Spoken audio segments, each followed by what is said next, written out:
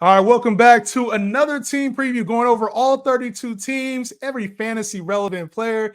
You're with your host, Justin Henry, and look who I got to the side of me. I brought in a special guest, my man from Yahoo Fantasy, Dan Titus. What's good, my boy? What's good, bruh? It's good to see you. Good to talk fantasy as always, man. I know we're switching it up. We got the thing that we was doing for NBA, and you won the fantasy basketball championship. So now I got to flex my little fantasy football knowledge here a little bit. I know you like your old heads. I know we're gonna have a little debate, so I'm excited to, what I'm saying, see what you're about in fantasy football too. Well, we'll definitely get on to the debate. For now, we're going to talk Philadelphia Eagles. And I'm sure we're going to debate about a couple of these players too. But coming into last season, oh my gosh, get the hat out of The here, bro. squad, Get the man. hat out of here. That's why you don't dare wear a Niners hat around me. You know Oh, what you it see the is. Niner hat in the back, and you see what we did to that squad last year, right? All So right. obviously the Eagles, man, they knew that they were in trouble. So they made some changes this offseason, got a new offensive coordinator in Kellen Moore, obviously brought in Saquon Barkley as well. So while a lot of the things will remain the same for this Eagles team, there's going to be a little bit of a difference as well. And it starts at the quarterback position, man, where, Jalen Hurts, who played really well last season for fantasy purposes, he was a QB2 last year, obviously really consistent overall, Dan. He only had 3 games last year, under 20 fantasy points. How are you feeling about Jalen Hurts coming into this season? I feel good because this is going to be another year for him to get acclimated to offensive coordinator. Obviously there was a lot of change in that coaching room from the previous season where he was, pretty much one of the best fantasy players in the game, arguably the best fantasy quarterback in the game. I think now the question is can he get back to that level? We did see a couple of games where he was not him. He wasn't running as much. And now I think really if you're looking to invest in Jalen Hurts, it's a matter of like how early do you want to go get him? Because we know what the rushing upside is. He's a goal line back. I'm not worried about Saquon Barkley potentially siphoning some of those carries at the goal line. That tush push is for real. He's going to get at least 8 to 10 touchdowns on the ground. Throw that with the combination of you got Devonta Smith, you got A.J. Brown, and oh, by the way, you got one of the best pass catching backs in Saquon Barkley. It's wheels up for Jalen Hurts this season. Yeah, he's had back-to-back top 3 seasons, and although Kellen Moore's coming in, you can expect some of the things that have worked for this offense to remain. And like you said, that's the tush push. I think there's some concerns, and they're valid. Is it going to be Saquon in that role? Is it going to be Jalen Hurts continuing that role? Are they going to try to keep him healthy? Either way, he had almost 4,000 yards passing last year, 605 rushing yards, 23 touchdowns, and then 15 on the ground too, Dan. So obviously provide a lot of fantasy value there at the quarterback position. Jalen Hurts should be one of the first off the board. Moving to running back now, this is where it gets fun for this Eagles team. We saw what DeAndre Swift did in this offense last year, and the Eagles went out and made a splash this offseason, acquiring one of the best running backs in the game, Saquon Barkley, who finishes the RB13 in just 14 games last year, had almost 1,000 yards rushing for the putrid Giants. We can both agree it's the putrid Giants, 6 touchdowns, and then also had, another 280 in the air. 4 touchdowns there. He's been a top 5 player in the past, and just as recently as the year before. I know a lot of the concern was injuries, Dan, but what do you think his role will be in this Eagles offense heading into next season and that big contract they just gave him? I think that's the point right there. Look at that money that they gave him and guaranteed money. Howie Roseman is a guy that when he knows what potential is out there, he goes and gets his guy. And I think he saw an opportunity to get one of the best running backs when healthy at the position. And this was a spot where the Eagles have really been playing this Russian roulette of like, all right, who's going to be the guy? DeAndre Swift?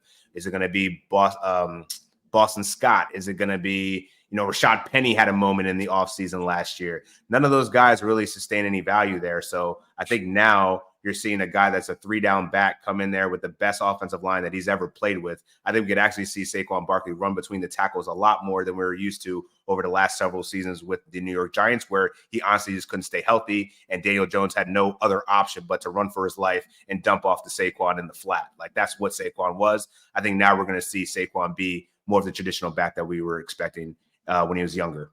Yeah, and I mean, I just look at what it was with DeAndre Swift and all the concerns we had from him coming over from Detroit. Can he stay healthy? What would he look like? And there was times where he looked elite in this offense. Elite, and Saquon is like twice the athlete that DeAndre Swift is. So I can only imagine. I know he was a little inconsistent last year, but when you get with this kind of offense with the Eagles where their goal is to run the football and run it effectively, man, I could see a hell of a season for Saquon. If he was the top 3 back this season, I don't think it would shock anyone. No. Now, the other running backs on this team, obviously Kenny Gainwell and Will Shipley, they're going to be afterthoughts. Gainwell had a chance to start last year, wasn't durable enough to retain the role, didn't play well enough to earn the starting role.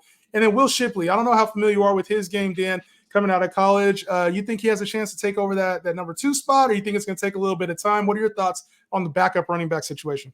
Yeah, I think Kenny's got the edge here, but I think Will Shipley is certainly someone that's intriguing if you're playing in dynasty formats. Worst comes to worst, you know that the position of RB is super volatile, so there's always going to be some kind of committee role here. So pay attention in the offseason and training camp. Will Shipley could be one of the guys that emerges. I like the draft pick when they made it, assuming that Kenny Gainwell doesn't retain his current role as the backup running back. But I think he can be beaten. Yeah, me too. And I was on Gainwell last year. I'm not Gainwell gonna lie. was straight. He's fine, but he's good. He's good for what he is. Right, exactly. Well, where it gets fun on this team, the wide receivers, man. And they got stars at receiver, obviously. A.J. Brown and DeVonta Smith. Both of them look elite at times. A.J. Brown looked a little bit more elite last season, was the wide receiver 5, signed an extension in the offseason. He was kind of off to a slow start, and then he started chirping for that ball, and they got it to him. He got hot early in the season, kind of cooled off around fantasy playoffs, but he's posted back-to-back top 6 seasons. 100 catches last year, 1,400 yards in the air, 7 touchdowns. And we know the athlete that A.J. Brown is. Is there anything that's going to change now that Kellen Moore is there, or should we expect a lot of the same when it comes to A.J. Brown? I think we expect more of the same. He's only one of 11 players to see over 150 targets, and that's with DeVonta Smith on the other side. I think the fact that he was asking to be fed the ball was right because he's the best player that they have, an offensive weapon that they have. And I think it just goes to show. I mean, this man had how many touchdowns last year? 7. So, I mean, I think we could get that up to 10 on top of, 1,400 yards receiving. I think this guy is easily going to be a late first-round pick and should be for all fantasy and redraft leagues. Yeah, I mean, when he gets hot, there's no stopping A.J. Brown. He's a 200-yard, 3-touchdown type dude when he's hot and going. So, A.J. Brown, and then the opposite side of that, right? DeVonta Smith. And, he was an early pick last year too. And he finishes the wide receiver 19, was kind of inconsistent if you look at the course of the season though, solid 80 catches, 1,066 yards, 7 touchdowns. But he was the top 10 player the year before in the same offense. Do you think we're going to see more of last year's 2023 version, the inconsistent role-playing type DeVonta Smith? Or do you think there's a real role for him to be, that other number, like a 1B, instead of being the clear number 2?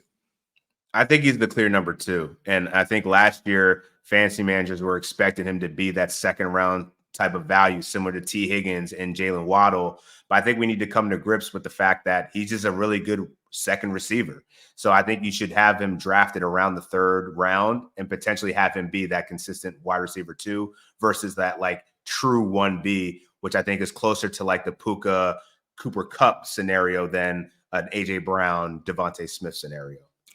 It's funny because we talked about him. It was a down season for him. He finished wide receiver 19, and he was top 10 the year before. His current ADP right now before the summer, it's down there a little bit. He's wide receiver 24, so it's been pushed down because of the failure to meet expectations. You feel like that's the right spot for him, or we're penalizing him a little bit too much? I think it's the right spot. I think he could still be a top 24 receiver. So you're looking at what's back end 2nd round. I don't know.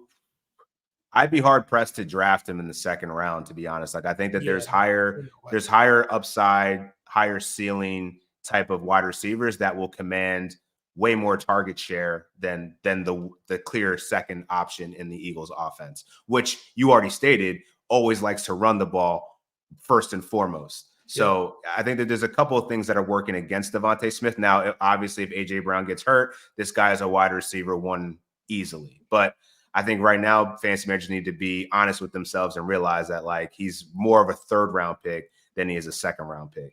Yeah, and he's gonna fall a little bit, and I think he might even fall in drafts. So just watch the value. It depends on your league mates, how savvy they are. If you can get value on them later, good, but don't reach for them just thinking you're going to get the production from 2 years ago.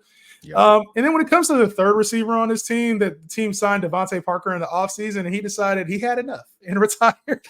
So he signed the check and it was like, I don't want to play. So now I'm good. Yeah. So now the team has Parris Campbell, just a name to know in case there's an injury. I'm not expecting a whole lot from him unless you're thinking any different. I think Parris Campbell's just a name to know in case one of these guys goes down, and that's really about it. Yeah, I think at this point, I put in a couple bids in dynasty leagues just for added depth, on my roster. Like he should be playing the slot along with DeVonta Smith. He did some good things for the Colts in the past, but at this point, I'm more like if I'm looking for a third option in the Eagles offense, it's probably going to be Dallas Goedert, and even him, he's not even as attractive as he once was because so much of this offense is going to be funneled through AJ, Devontae, Saquon, and then you have this one guy in the middle that is probably going to get wide open up the seams for a few games, but like ultimately, this is not the Dallas Goedert that you're expecting a top 5 performance from going forward. Not attractive as he once was, wide open up the seams, man. You saying, damn, you little pause worthy right there, bro. You little pause. There's a couple no ditties in there for sure. Yo, hey, this me and my boy Dan, man. We go way back, so it's all good, man. We just having some fun. But Dallas Goedert, you mentioned him, man. The tight end 14 in 14 games last season. He was on IR for some of the season last year. Finished as the top 12 tight end in points per game, but you mentioned it, just not the same player he was. Like, we were expecting top 5, top 6 level performance, and it seems like at some point his forearm breaks throughout the year. Whatever reason it is, he always seems to get hurt. So, I mean, a decent season for tight end, 59 catches, 592 yards, 3 touchdowns. But for Dallas Goedert's status, we're expecting it's got to be like a top 5 to 6 option. The main question is, can he get back to that? Because, I mean, when he plays and he's in the offense, I think we've come to expect that. It's just we haven't seen it in a couple of years now. Yeah, I feel like at this point, man, it's looking more of like he's a nice safety valve, but like to expect him to be a top 10 even tight end right now, I think is probably even a stretch. Like I could easily run off a list of names that I would expect to be better performers on a game-to-game basis than Dallas Goedert, who is just really just the third wheel, maybe even the 4th option in some cases in the passing offense. So I think they're going to be solely relying on him as a blocker. He's one of the better blockers in the game. And when you got Saquon back there, like we just need you to do that. And then, if you get open on a couple busted plays or, I'm saying a couple check downs, I could see him having some kind of usage in that offense, but it's not going to be to the extent that we've seen in years past. And frankly, I don't know. I'm just not. That's one of the guys that I feel like I'd probably be passing on if I'm looking for a tight end in the mid rounds. I would probably go for more upside, like probably Cole Kmet, Jake Ferguson. I'd probably even go. You said Cole Kmet? Even with Caleb and I think Gerald Everett's there now. Yo, it's a rookie quarterback. Come on, you gotta. That's what they do, man. It's like, oh, I can't get the ball. Throwing the Cole in the middle. So, yeah, I think I would take Cole Kmet over Dallas Goedert right now. Interesting. Yeah, 10 guys. You know what? He's been a staple in the top 10 for years, but the tight end position is a lot deeper. I mean, you talked about guys like Cole Kmet. Those are debatables. There's some standouts that are ahead of him too, especially with some of the younger tight ends that are coming in the league now. So Dallas Goedert, a name we used to draft at the top. He's probably going to be a value or maybe somebody you pass on a little bit more this season. Anybody else we missed on, Dan? I think we covered all bases. Nah, for the Eagles, I think that's pretty much it, man. Like it's really just how good can AJ Brown be? Where does DeVonta Smith fit in after that? And how long can Saquon potentially stay healthy? And what does that look like for the rest of the season? If it's me and you draft Saquon Barkley, I would probably sell him after like 5 weeks of him being an absolute baller and then go get somebody else that's a little bit more reliable. No Saquon slander going to be allowed on this channel, my man. We're not going to talk about that. Saquon in for RB1 season. That does it for. Hey, his success is the Eagles is the Eagles as well. So hey, I'm with it. Yes, sir. That does it for the Eagles episode. If we missed any players you want us to go more in depth, drop it in the comments. For myself, for Dan, Titus, we'll see you on the next one. Peace out.